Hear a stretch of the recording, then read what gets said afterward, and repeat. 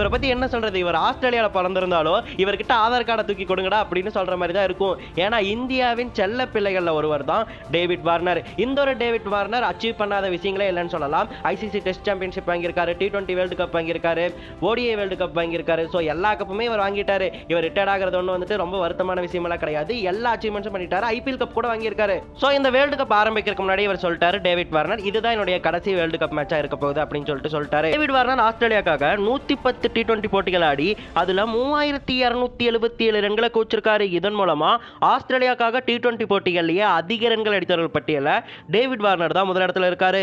அந்த அளவுக்கு ஆஸ்திரேலியாக்காக அதிக அளவு கான்ட்ரிபியூட் பண்ண பிளேயர்னா அது டேவிட் வார்னர்னு சொல்லலாம். ஃபாஸ்ட் பவுலரை கூட ஸ்விட்ச் பண்ணி அடிக்கிற ஒரே ஆள்னா அது டேவிட் வார்னர் தாங்க. அந்த அளவுக்கு ஒரு என்டர்டெய்னிங்கான பேட்ஸ்மேன், எல்லா அச்சீவ்மெண்ட்டும் பண்ணிட்டாரு. இருந்தாலுமே இவர் ரிட்டையர்ட் ஆகிறது வந்துட்டு வருத்தம் தான் அளிக்குது. டெஸ்ட், ODI, T20 எதுலையுமே நம்ம வந்துட்டு இனிமே டேவிட் வார்னரை பார்க்கவே முடியாது இன்டர்நேஷனல் கிரிக்கெட்